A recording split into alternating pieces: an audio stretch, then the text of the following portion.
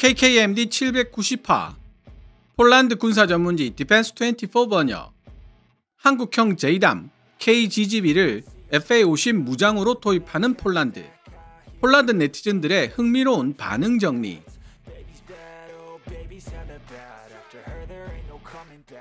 2025년 1월 14일 폴란드 군사 전문지 디펜스24는 폴란드 군비청에 서면 질의서를 보냈고, 폴란드 군비청은 서면 답변을 통해 FA-50의 본격적인 무장을 위해 한국형 합동정밀 직격탄 JDAM, 즉 KGGB를 전격 도입할 예정이라는 내용을 전달했습니다.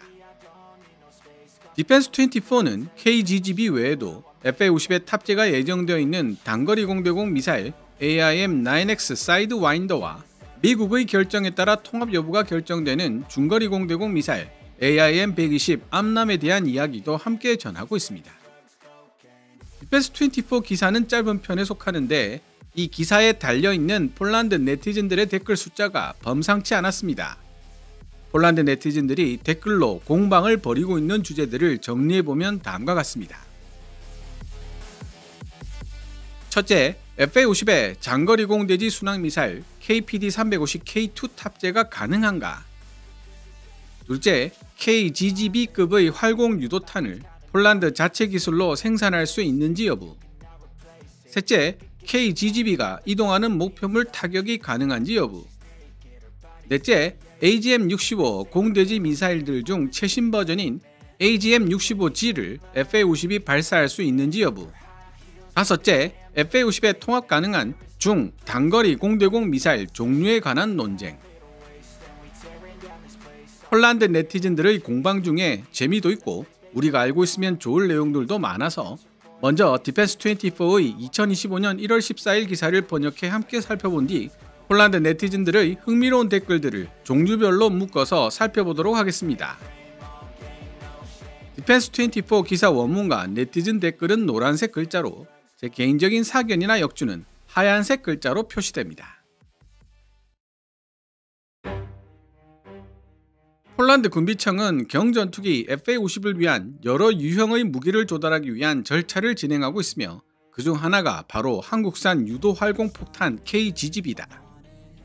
디펜스24가 이를 취재해보았다.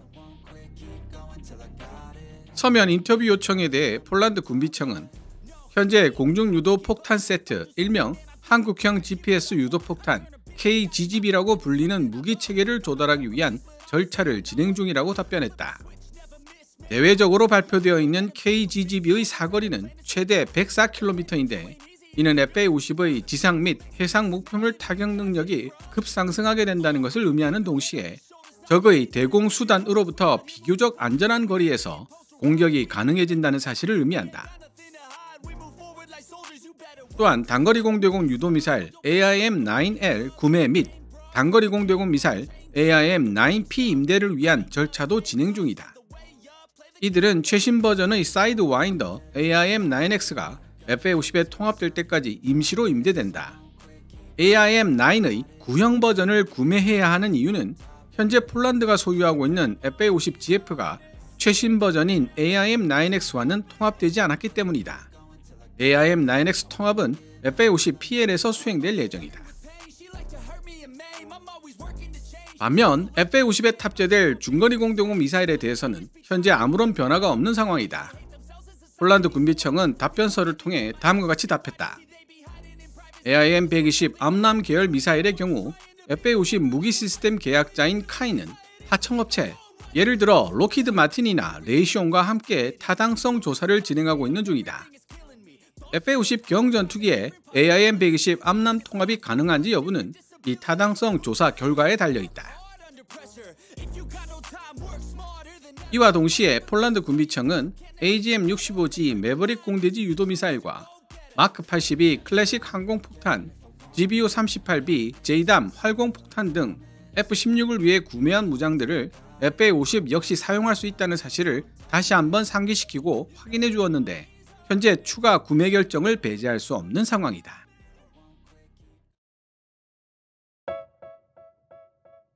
폴란드 군사 전문지 디펜스24가 2025년 1월 14일에 게재한 기사를 번역해 보았습니다. 그럼 서두에서 말씀드렸던 대로 해당 기사 내용들 중 폴란드 네티즌들이 갑론을박 논쟁을 벌였던 내용들을 주제별로 묶어서 살펴보고 제 생각을 간단하게 말씀드리겠습니다. 먼저 FA-50의 장거리 공대지 순항미사일 KPD-350K2 탑재가 가능한가? 라는 주제에 대한 폴란드 네티즌 댓글입니다. 시청자 여러분들의 이해를 돕기 위해 일부 내용은 첨삭했다는 사실을 알려드립니다. 싸브라. 그렇다면 폴란드용 FA-50에 사거리 500km의 KPD-350K2 장거리 공대지 순항미사일을 도입하는 것은 어떨까? 치프 우크. KPD-350 타우러스의 무게는 1400kg이고 FA-50에 탑재 가능한 최대 중량은 1225kg이다. 게임 오버란 뜻이지. 네이비엔3. KPD-350K2의 무게는 907kg이고 FA-50의 주익 하나에 장착할 수 있는 무장의 최대 무게가 1020kg이야. 그러니 게임 오버인 건 오히려 치프 우크 바로 너야. 애초에 KPD-350K를 FA-50에 운용하기 위해 시작한 프로젝트가 바로 KPD-350K2입니다. 디펜스 타임즈 안승범 편집장에 따르면 LIG 넥스원과 타우루스 시스템즈 사이에 KPD-350K2 공동 개발을 위한 협의가 완료되어 2025년 1월부터 개발에 착수했고 FA-50PL 인도 시기인 2026년까지 통합하는 것을 목표로 하고 있습니다. 현재 사거리 약 150km 전후의 중거리 공대지 순항미사일 MBDA 스피어까지 제한받고 있는 FA-50PL은 계획대로 된다면 중장거리 공대지 공격 능력을 모두 갖추게 될 것으로 보입니다. 둘째, KGGB급의 활공 유도 폭탄을 폴란드 자체 기술로 생산할 수 있는지 여부에 관한 논쟁입니다. 오포닉. 나는 우리 폴란드도 KGGB 같은 활공 유도 폭탄을 만들어낼 수 있는 기술적 능력을 가지고 있다고 생각하며 예전에 러시아도 비슷한 것을 만들어냈다. 만약 우리가 자체 생산한다면 KGGB 같은 기성 항공폭탄을 완제품으로 구매하는 비용도 줄어들 것이 분명하다. 믹8791. 큰일 날 소리. 만에 하나 폴란드가 KGGB 같은 활공 유도폭탄을 만들 수 있다고 해도 실제 비용은 어마어마하게 증가할 것이다. 왜냐고? 유도폭탄 키트에 탑재된 폭탄은 더 이상 일반적인 폭탄이 아니기 때문에 기체에서 분리하여 사용하기 위해서는 기체와 통합되어야 할 필요가 있다. 따라서 전투기 제조업체의 동의가 필요하고 통합 비용마저 부담해야 한다. 흐즈발. 한국산 KGGB 도입은 사실 좋은 소식이다. KGGB는 사정거리가 꽤 길다는 장점도 있지만 적절한 무게의 폭장량을 지니고 있기 때문이다. 문제는 우리 폴란드가 왜 비슷한 무게를 직접 생산하지 않는가에 있다. 마크 82 클래식 폭탄에 적합한 활공 유도 키트를 개발하는 것은 그렇게 어려운 문제가 아니며 폴란드 방산그룹 WB조차도 쉽게 개발할 수 있는 물건이다. 서구 규격에 맞게 조정하고 적절한 날개만 추가하면 GK300 또는 LBKAS250의 생산을 재개할 수도 있을 것이다.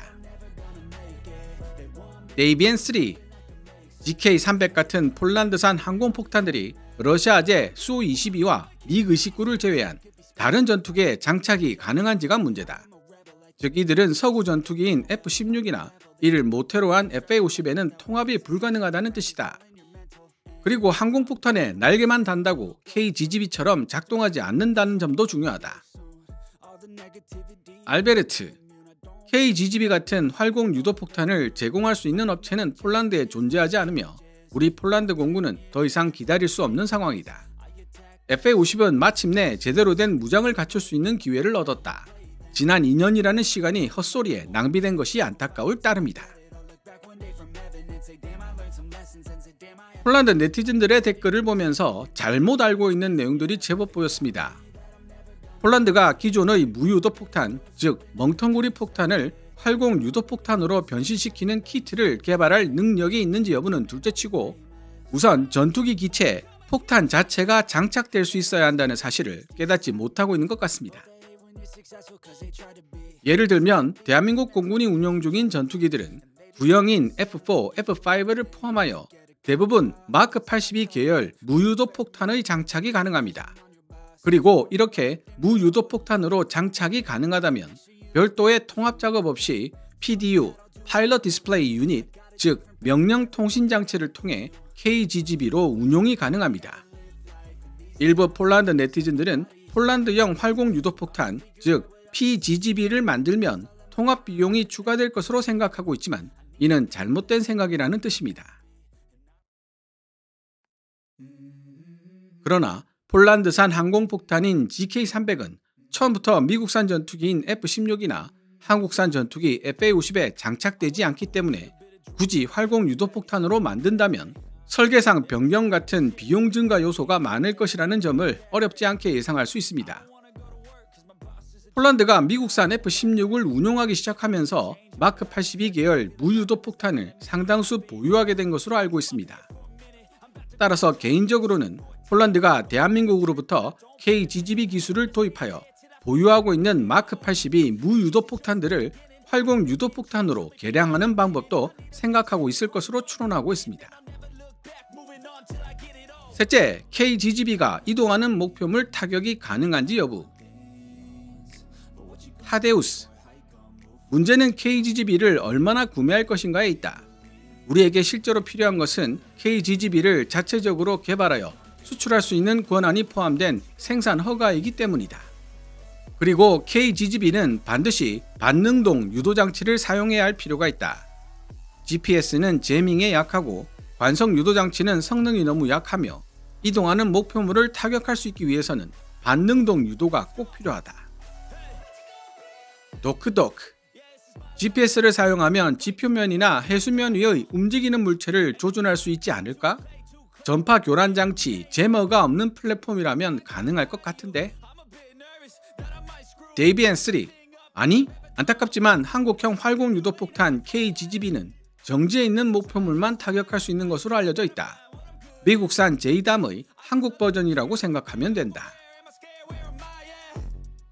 KGGB 초기 버전은 가격 절하를 위해 저렴한 상용 GPS를 사용했고 이 때문에 전파 교란, 제밍에 의한 성능 저하가 우려되었던 것이 사실입니다.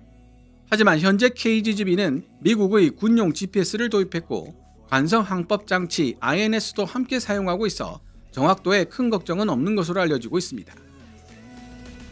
거기 더해 정지 상태의 목표물 뿐만 아니라 이동하는 목표물을 추적하여 타격할 수 있는 KGGB가 현재 개발 중에 있는 것으로 알려지고 있는데요. 이는 KGGB에 반능동 유도장치가 도입될 가능성이 높다는 사실을 암시하고 있습니다.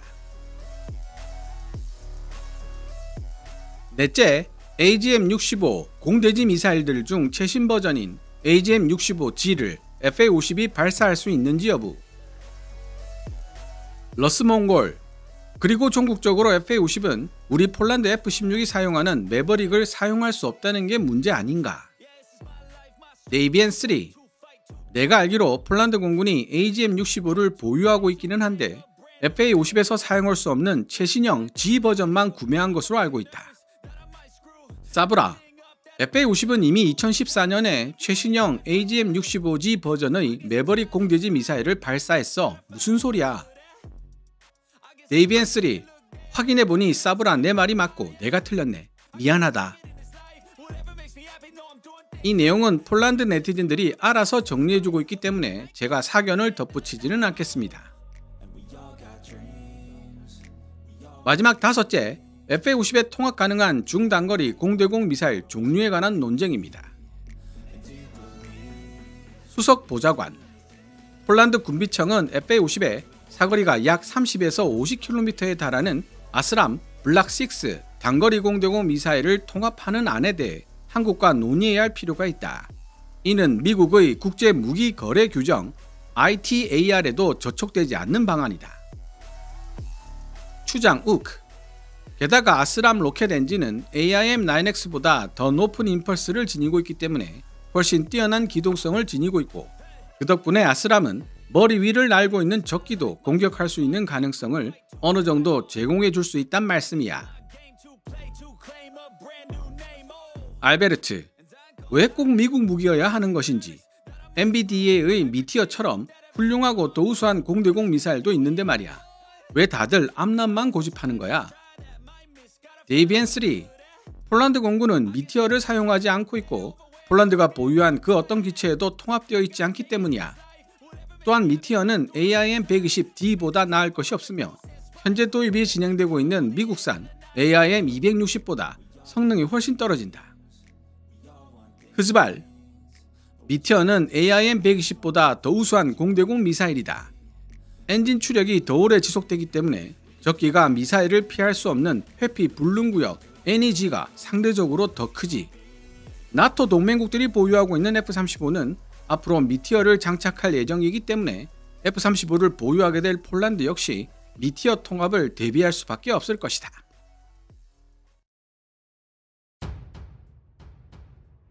KKMD 752화 카덱스 2024에 등장한 단자형 FA-50 모형. 그런데 뭔가 이상하다?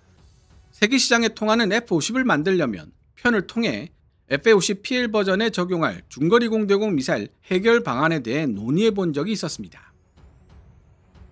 첫 번째 옵션은 국산 단거리 중거리 공대공 미사일 개발이 완료될 때까지 사거리 50km의 유럽산 중거리 공대공 미사일 아스람과 단거리 공대공 미사일 아이리스-T를 통합시켜 버티는 방안입니다. 이 옵션의 문제점은 AIM-120에 비해 상대적으로 비싼 아스람과 아이리스-T의 가격에 있다고 말씀드렸고요. 두 번째 옵션은 개발에 10년 가까이 걸릴 것으로 예상되는 국산 중거리 공대공 미사일 개발 방식을 이원화하는 방안입니다. 한국형 단거리 공대공 미사일을 기반으로 이중 펄스 로켓 모터를 적용하고 공간과 중량을 최소로 차지하는 A4C커 및 디지털 유도 회로를 탑재하여 한국형 중거리 공대공 미사일을 빠르게 개발하는 동시에 국방과학연구소가 미티어 같은 램젯 방식의 장거리 공대공 미사일을 개발한다는 방안입니다. 이 옵션의 문제점은 동시에 두 가지 개발 방식을 적용하기 때문에 비용과 자원도 2배 이상 필요할 것이라는 데 있습니다. 폴란드 네티즌들의 댓글을 읽어보면 사거리가 약 30에서 50km에 달하는 아스람을 적용하자는 의견이 강한 지지를 받고 있는 것으로 보입니다. 물론 미티어를 통합하자는 의견도 있지만 F-16이라는 미들 하이급 전투기와 F-35라는 하이급 전투기를 운용하는 폴란드 공군이 당장 FA-50을 위해 미티어를 도입하여 통합한다는 시나리오는 실현 가능성이 상당히 희박해 보입니다. 역시 가장 좋은 방법은 미국이 FA-50PL에 AIM-120 암람 통합을 허가해주는 것이고, 그것이 불가능하다면 그 다음으로 현실적인 방안은 사거리 30에서 50km의 아스람을 통합하는 것이라는 결론이 나옵니다. 물론 한국형 중 단거리 공대공 미사일이 개발되면 이 모든 문제들은 깨끗이 해결되겠지만요. 시청자 여러분들의 생각은 어떻습니까? 오늘 KKMD에서 준비한 내용은 여기까지입니다.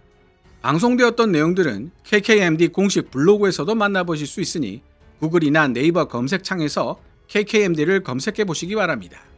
KKMD는 여러분들께서 챙겨봐 주시는 광고 수익으로 운영되고 있습니다만, 영상 제작을 직접 지원하고 싶다면 농협 9481216701호로 후원해 주셔도 됩니다. 지금까지 시청해 주셔서 감사합니다.